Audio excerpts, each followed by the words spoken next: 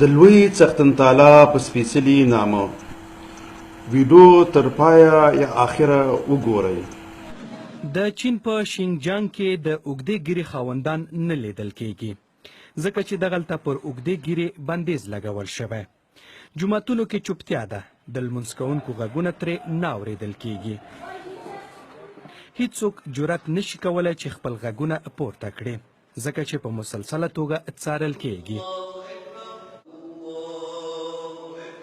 خو یو شمېر یوغوران توانېدلي چې ترکیې ته لاړ شي. دا سړی وایي که د قرآن کریم یو آیات یې ویلی وای نو بندځای ته لیږدول کېده. دی اوس هم د خپلې کورنۍ په اړه اندېښمن دی. Anam dadamın ahvalatını benim haberim yok hazırlıkçı. زه نه پوهېږم چې مور پلار خویندې ورونه مې چیرې دي. د چین حکومت له موږه غواړي چې له خپلو عقایدو، قومیت او بشریت نه تیر شو. İyiletinizden vazgeç dedi. خو هغه څه چې حیرانونکي دي په بندځایونو کې د دوی په وینا له دوی سره چلن د دوی د ذهنونو د مینځلو هڅې او پایله یې ده. له دوی نه غوښتل کېږي چې کمونیست ګوند او چین ته وفاداره پاتې شي بلکې ترې غواړي چې د تل لپاره له خپلو عقایدو تیر شي. کورنۍ سره بیلې کړی شوي او عقیدو ته یې زیان اوښتی دی. کله چې بلقیس له شینجیانګ نه له خپلو ماشومانو سره وتله نو یوې وړې لور یې پاسپورت نه درلود. پلار یې وپتېله چې هغه به وروسته ترکیې ته ورولي، خو اوس یې پلار هم د چارواکو لخوا بیول شوی دی.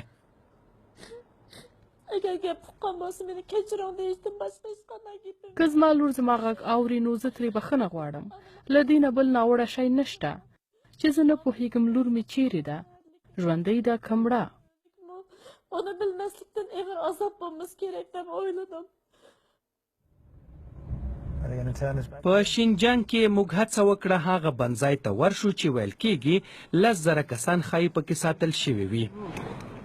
نن مې دا ویډیو ولیده، ډېر خفه شوم چې د چین کمونیست حکومت په مسلمانانو څومره ظلمونه کوي او د ټول اسلامي نړۍ میډیا حکومتونه په دې چپ پاتې دي، په خاصه توګه هغه اسلامي ګوندونه چې د اسلام په نوم قدرت غواړي خو بیا د مسلمانانو د ستونزو لپاره غږ نه پورته کوي.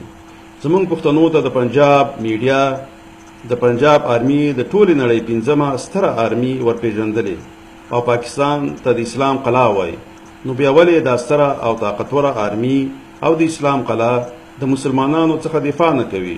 ولې مولانا فضل الرحمن سراج الحق غږ نه پورته کوي؟ ولې مولانا طاهر اشرفي د چین خلاف د جهاد فتوا نه ورکوي؟ ولې عمران خان او د اسلامي نړۍ لومړی طاقتوره پنجابي آرمي مشر جنرال باجوا د چین د حکومت په دې ظلمونو غندنه نه کوي؟ هغه ځکه چې د پنجاب آرمي کله هم د اسلام لپاره غږ نه دی پورته کړی بلکې د ډالرو لپاره تل مسلمانان او په خاصه توګه پښتانه او بلوچان شهیدان کړي او بېشماره ظلمونه یې پرې کړي او د پښتنو وسایل یې د اسلامي ورورولۍ په نوم چور کړي او پنجاب ته کړي دي.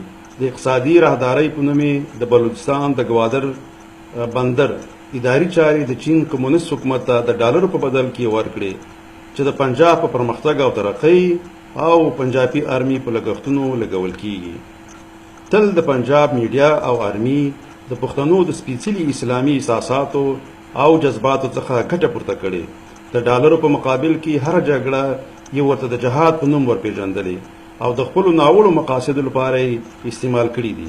بیا کله چې په مسلمانانو ظلمونه کیږي نو دوی د ډالرو په مقابل کې د کفارو په څنګ کې ودرېږي. کله چې په برما کې په مسلمانانو ظلم کېدو نو پاکستان جنگي الوتکې په برما خرڅ کړې او اوس هم تل چین دوستۍ نعرې چغې وهي. फाटा में धमाके नहीं दिखा सकते जो आपकी अपनी फौज कर रही है और जो बच्चे और औरतें उसमें मर रही हैं, अगर आप वो नहीं दिखा सकते तो ये क्यों दिखाते?